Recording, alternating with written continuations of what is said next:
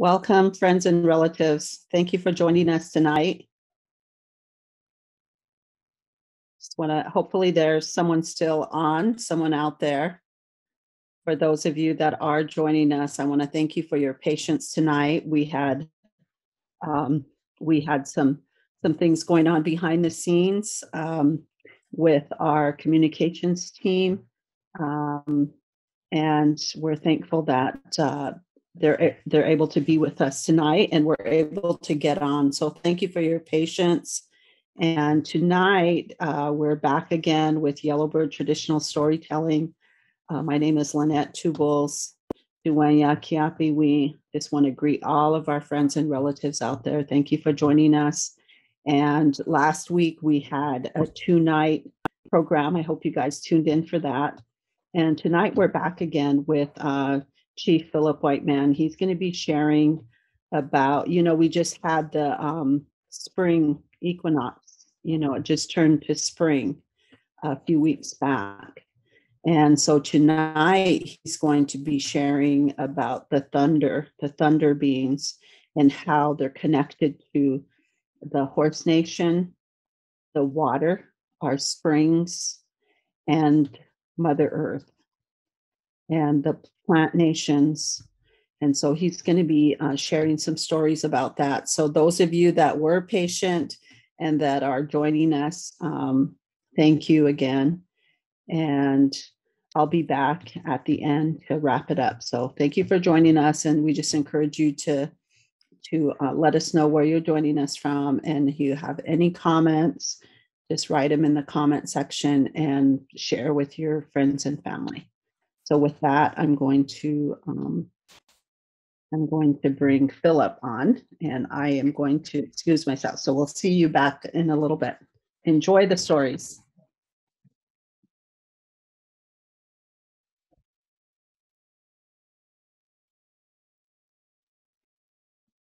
Ooh.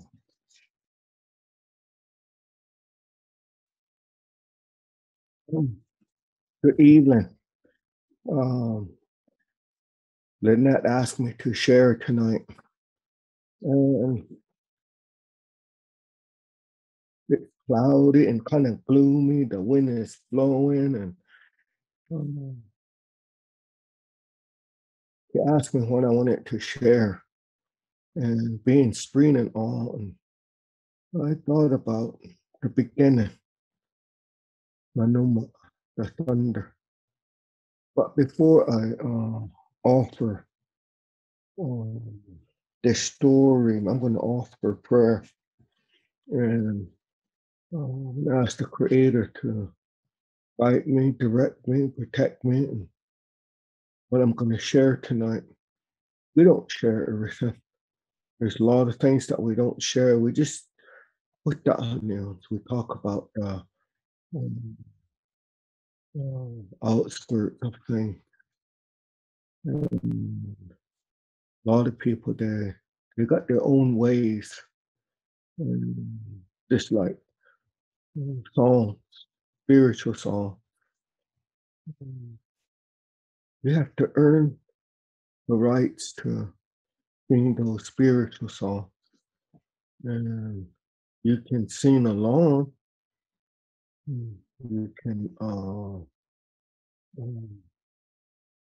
embrace them, feel it.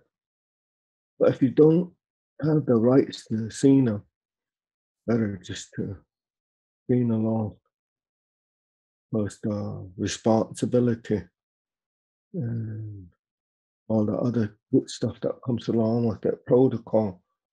You have to earn it. It can't be given to you. And then, well,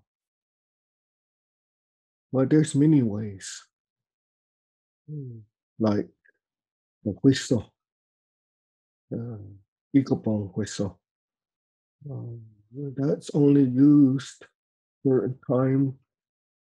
And it's blown certain directions, certain many of times. And not just anybody can do that. You have to earn it. And then the whistle man for our social dances. I was given a wooden one, a wooden whistle. I guess a long time ago they didn't want to Cheyennes. They didn't want to intertwine their ceremonies with their social events. And some of these individuals that went through ceremony, well, like Sundance priests and arrowmen, they can't be out in the front. They can't even go to society meetings. But once they make a pledge to sacrifice for the people, their main purpose is to pray and not to be in any controversy, not to be in the front. And young people, they can't walk in front of them. There's restrictions, and they become almost like quiet. And there's a karma, there's a circle, there's energy, and there's a reaction to everything. And it's opposite or equal. Everything's just a circle. And I wanted to offer prayer and put good energy out there. And well, I know that a lot of people, they need prayer. I need prayer. My family needs prayer. My relatives, they need prayer. There's a lot of mourning and grieving. And I had grandmother Sally, Milky Way Road woman. She was a strong Christian. She talks about grieving and mourning. And then I had other grandparents, my grandfather Frank and my Whiteman. They talk about they talk about life. They talk about resurrection. And I must have been really lucky to be raised with language, culture, and other influences of spirituality. Just like Mormons, they used to come and knock at the door. They'd be all suited up, white shirts, ties, and come and sit down and talk about Joseph Smith. And then, too, we had Catholic priest. He walked way out to the place there with this gown and crosses and come over and talk about catechism, talk about different ways, sin, talk about confession. And, and my grandparents, like I said, they were influenced by Quakers too. They were influenced by Mennonites. And, but somehow, some way, they retained the commonality of spirituality. Well, we shouldn't say spirituality, but energy, love, intimacy, compassion, merciful. And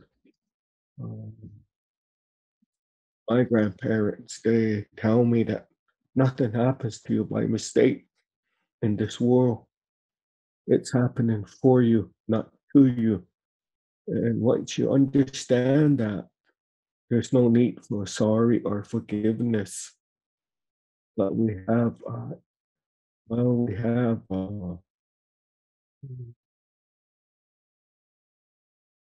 remorse. Once you know better, you're going to do better. And you got compassion, empathy. When you make mistake, you learn from it. There's really no mistake either, because life provides this opportunity to make mistakes and learn from them. If you don't learn from them, don't worry, it'll happen again, because it's like a circle. Universe, it always provides you another opportunity again somewhere. until you learn from it. And then once you learn from that, and then, well, every level, it brings different devils. And life is about living and learning and the journey inward. And that's what culture, language, well, that's what I get from it. And I want to share with you guys a little bit tonight, and let me offer prayer. Mahomahaya, Shuataman, Patoma Omen, Stash the eye and sit to the next to it, Namato, when it's Shuatam, and now watch it, I in a still me, just give it the one of it, and I no way, just Shuatam and my in a snaha, none of us, no worse than us. Namat the afternoon is there with the hole with Namat Neho with Nasto just now. It's the more Namat Nanisson, Namat Samihatits, Namat Samihata, Swatam, minus.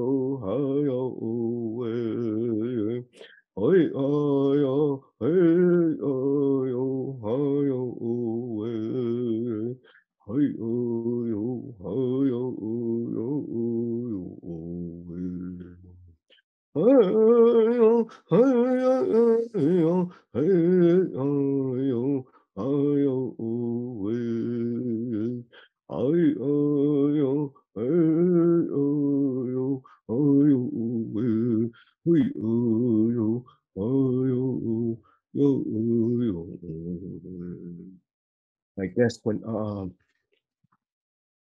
one of our teachers, one of our, well, I guess what you could say is prophet. I guess when he was sent to the north, and he asked the chief's wife, and oh no, I'm the chief's wife.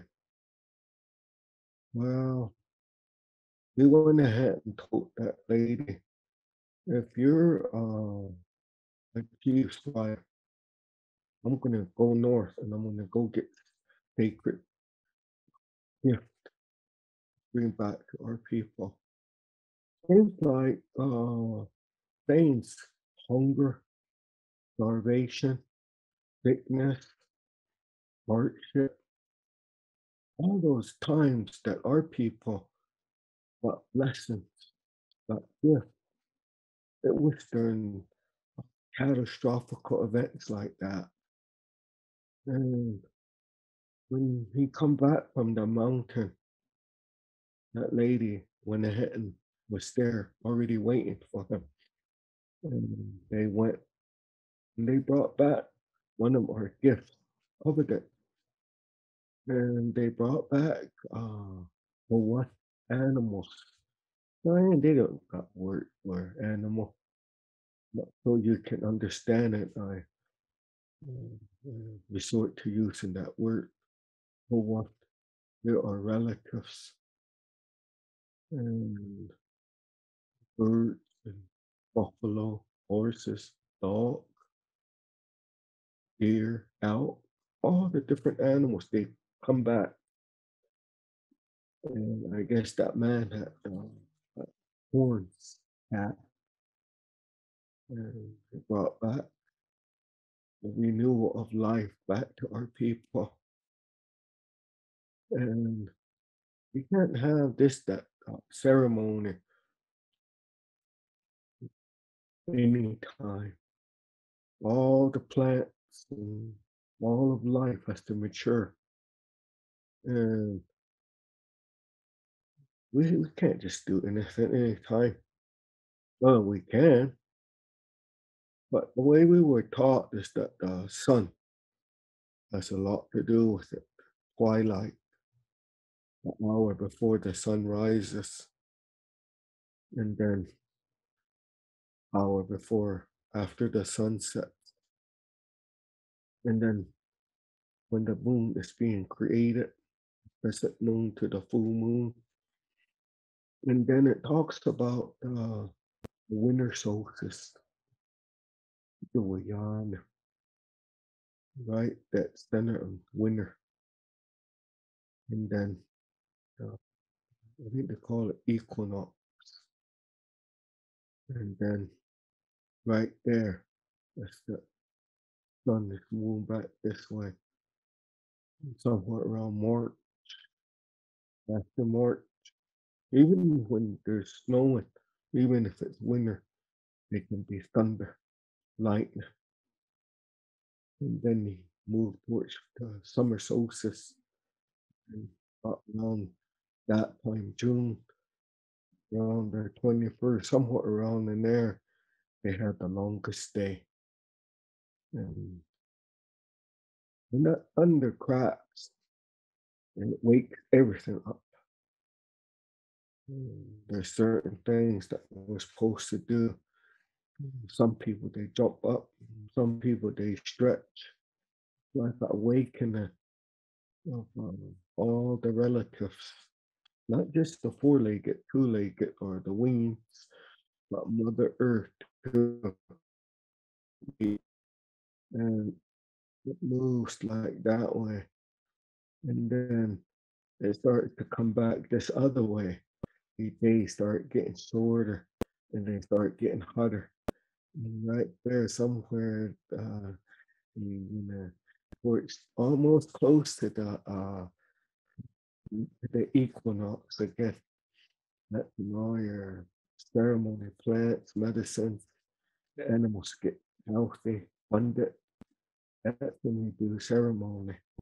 And, and then that particular ceremony I'm talking about, and that radiates outward, ripple effect, and, and it starts going back towards equinox and then back towards the winter solstice. You know, our people, they've been doing that for a long time. And it's not religion. It's not alignment with common sense. It's not hierarchy. It's not about being like the Pope or the president. It's about serving, giving back to the circle. It's about humility, about vulnerability. It's about um, empathy, mercy, compassion. It's not about being right. It's not about being good. It's about the equinox. It's about summer solstice. It's about winter solstice. It's about life. I guess one grandfather,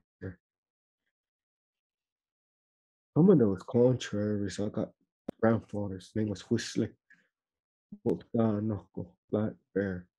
He's contrary. Them guys, they're not scared of nothing. They're fearless. And others, they're scared of thunder. So they um,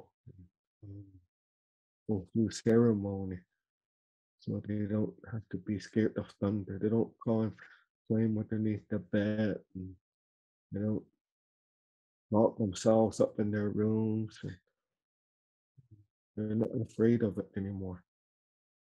And I guess when one of our teachers, our prophet, he was called into a mountain. They told him to look to the south. They saw buffalo. Look to the west there. They saw all kinds of animals.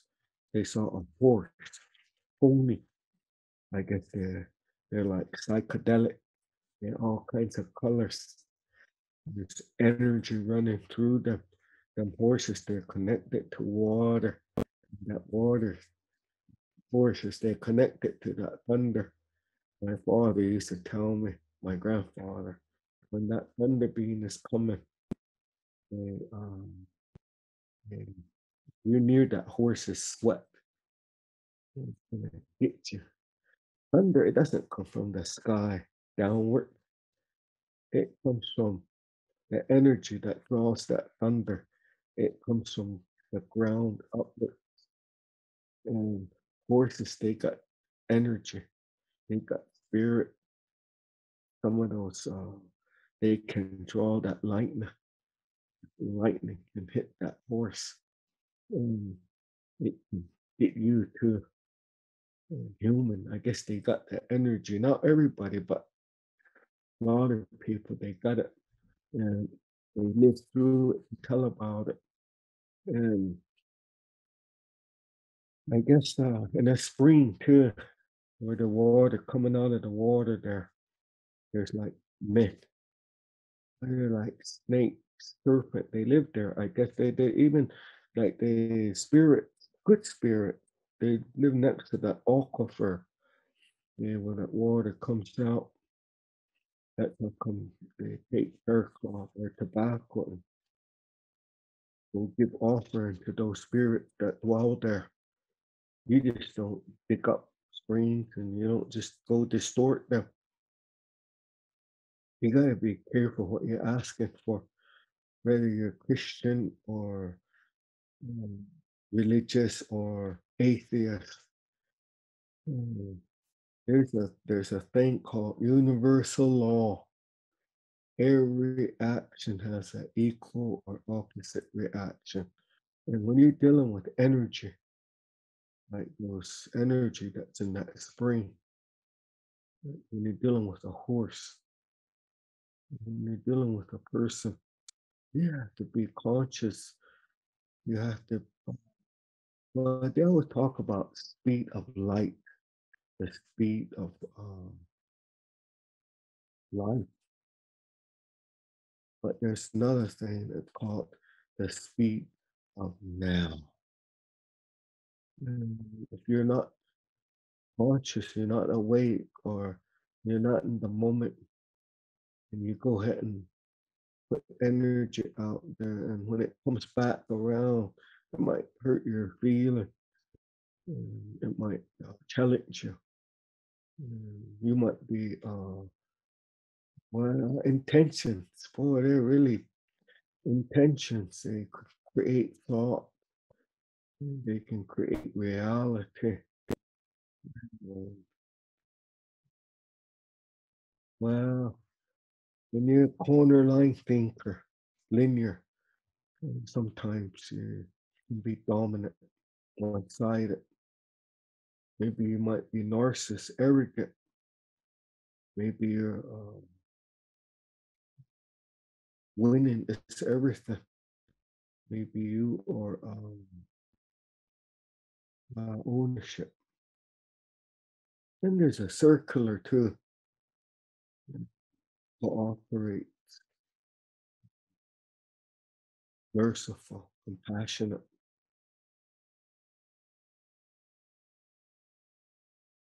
It teaches you those different things. Four direction, by the middle, underneath. It teaches you all kinds of common sense stuff. And it's all about learning. It's all about, well, gotta be careful with a hammer and nail. Sometimes you might smash your thumb. But smashing it too, hey, you'll learn something from that too. Everything is an opportunity to learn, grow, and heal. Mm, like thunder, uh, manuma, it's, well, too, it's a disciplinarian too, like a policeman. It watches, and when people are doing something they shouldn't be doing, maybe they're out of sync and out of line. Maybe they're desperate. Maybe they're longing for the creator. And maybe they want ceremony right now. Sometimes when you rush things, well, what you put out, that's what comes back. And sometimes there's accident. Sometimes feelings get hurt when you try to rush things instead of being in balance, harmony, try to get in front of things. Mm, But I guess it's all good because we all got something to learn. But the way I was taught, once you kind of go through ceremony and have some understanding of it, I still long ways from knowing everything. I listened to my dad talk. I was telling him we should do this and we should do that. My dad was sitting there looking at me. Mm. He said, I'm this old now. And the older I get, the less I know. I still got a lot to learn. And so I think that's where I'm at. I'm getting there now. I know that there's a lot of people, they know everything. Can't tell them nothing. They already know everything. I guess uh, teenagers, that second stage of life, adolescent, they're kind of contrary, like my grandfather. They act like they know everything. Mm, They can't tell them anything. They already know it. I guess that's because it's a gift, because their body and their mind and everything's starting to develop really quick. From that first stage of infancy into adolescent, they become almost contrary. Just like a horse, when you work with it, they turn away from you, but they're aware of you. Their vision is not like ours. Their peripheral vision is a direct line vision, kind of turn away from you. Teenagers, they're like that. Like me, when my dad told me not to do it, I wanted to find out why not to do it. So anyway, I guess we already know the answer. We don't even know the question. We know what, but we don't know how.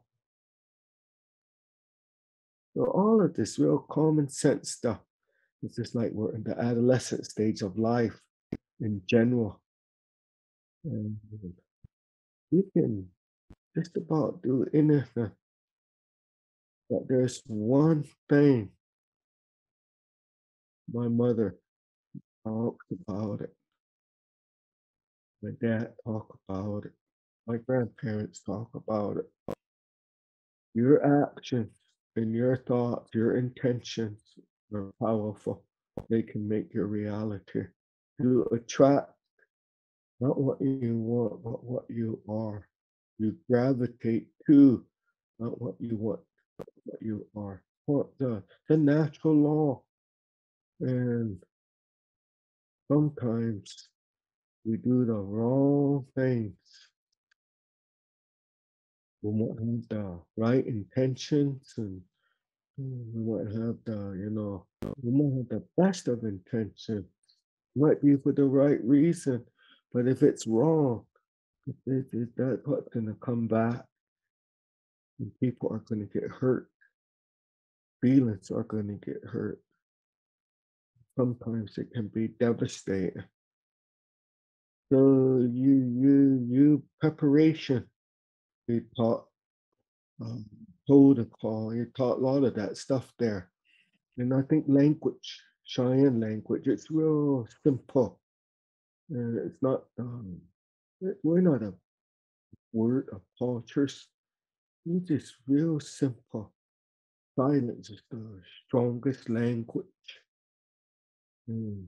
It's just like, mm, wow, we're real sensitive to the unspoken word. And we get desensitized. We get numb and dumbed down when we're told over and over and over again what not to do and what to do. And then pretty soon we're assimilated. And pretty soon shame and fear and all of that good stuff that keeps us down takes over. I like working with horses. I got kicked in the head and kicked in the leg and bucked off and rode on, and they teach you a lot of good stuff and communication too. And I used to box when I was a kid. I knew if I didn't get in shape, I'd go in there and just get beat up. But if I put the work that it needs to take to go in there and challenge myself. Oh, and that's another thing too. I don't believe in winning. I don't believe in trying to be the best. Maybe when I was immature at the rodeo, it mature you, boy. And I don't want to be the best. I want to just do my best. Self improvement. And just instead of trying to do 10 things at once and get nothing done, I try to do one thing and get one thing done. You those are some of the real simple, basic teachings that I was taught by my parents. Uh, they, like that adolescent, like that horse that turns away. My dad, he didn't discipline me.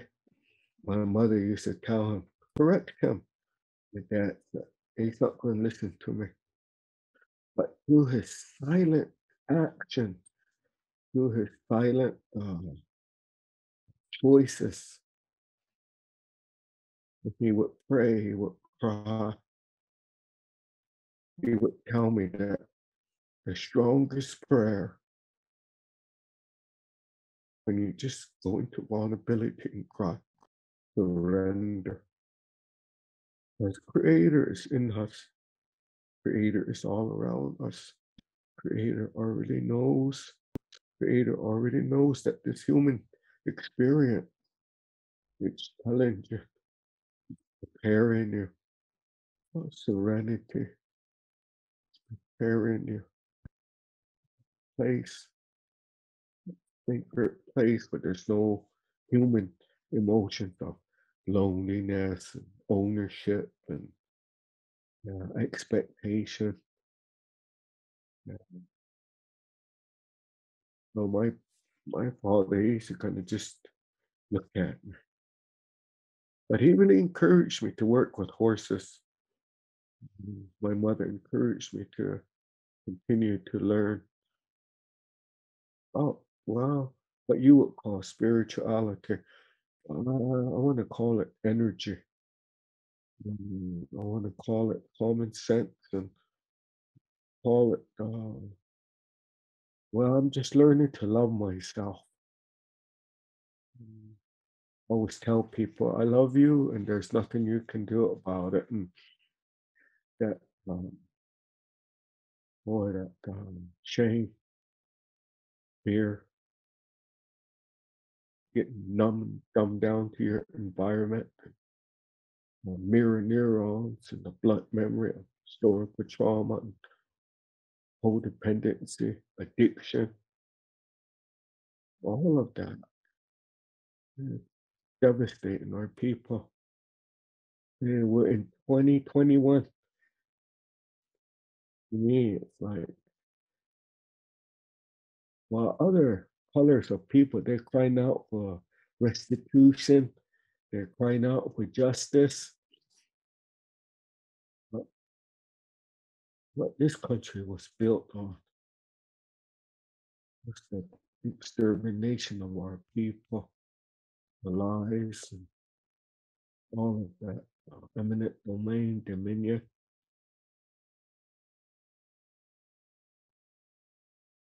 That lightning is devastating.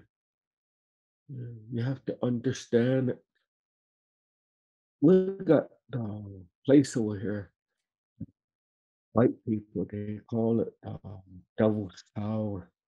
Our native people, or people from that place there, Bear Lodge, where the young girl and the young boy was saved by lightning when this bear, prehistoric bear, was trying to eat them and get at them. When they were screaming and crying, rocks started growing like a tree, and that lightning came and shot that bear's tail off, punished that bear. And a lot of our teachings, a lot of our ways there, they might sound well far-fetched from imagination, but I think imagination is probably more reality than this life. And there's like a tree that has a root system. I guess that's what that place there, that sacred place, I guess that's what it has. That a root system, it's alive, and lightning, thunder. We use it in our ceremonies, and yeah, we gotta really be careful. Dogs, I guess they can see things, hear things. They're 10,000 times more sensitive than us, maybe more than that. And they know things. We're supposed to be a dog culture. One of my grandfathers, that was his thing. And it's not like a pit bull or the dogs that we got now. They were first ones to feel sorry for us. And then that horse that connected to lightning, water. We're supposed to be horse culture. When the government came, they killed thousands of our horses. And it was the beginning of a genocide. They killed the buffalo too. We're a buffalo culture. And the buffalo do it. They got their one of their parts connected to the earth, it's connected to the sky, connected to the thunder beam, connected to everything. And we should take care of our buffalo. And then horses too, we should take care of our people. That was their main resource. It's not about having a bunch of horses. Each warrior used to have maybe one to four head of horses, and they had to change throughout the day as they were hunting, as they were utilizing that horse for all the different purposes. And when death spirit is coming, sickness spirit, that horse comes and stands in the way, just like a dog. It tells that that spirit or that sickness, hate me, don't don't touch my relatives. It protects us. And sometimes those horses, they just die. They get in an accident or they get cut up. Or same way with dogs, they get run over. My children, they're real special. And the love that mother has for a child. My sisters, they're always fighting me. I grew up with three younger sisters and three older sisters. They're challenging me. Then one day, my mother told them, "Hey, what? Be quiet, settle down. One of these days, you guys gonna have a son, and you guys gonna understand how I feel." And I just that lightness, the love of a mother, the love of the Creator, the love of life, our energies, our thought, our dream, our intention, our stories, and our song. This life that we're living today,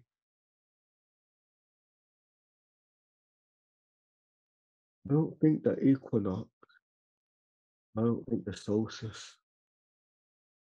When you're competing with Mother Earth, when you're competing with that sun, when you're competing with nature, when you're eminent domain, dominion,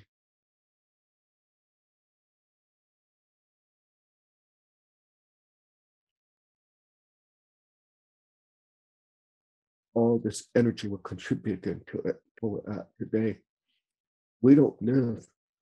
Now, the earth is not stressful, but the people that live on that earth, they're the ones that are stressful with their thought. And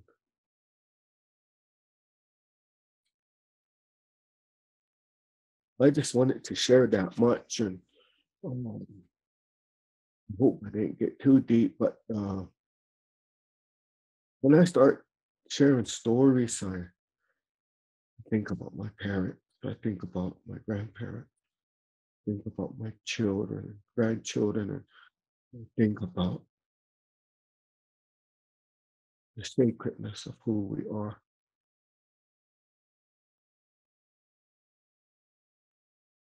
I was telling one of my friends today that I didn't go to Head Start preschool. I guess that's where you're supposed to learn social skills. But I learned mine through fighting, anger.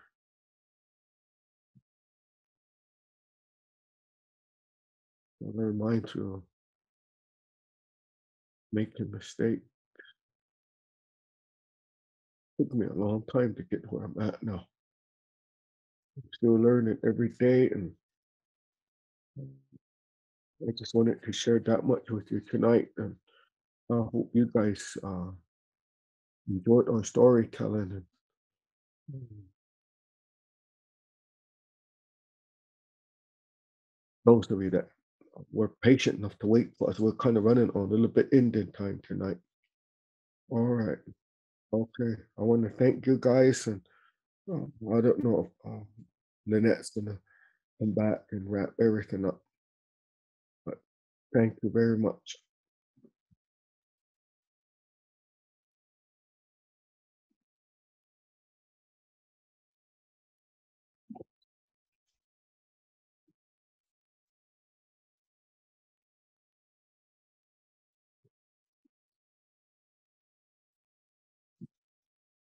Okay, thank you all for joining us tonight. And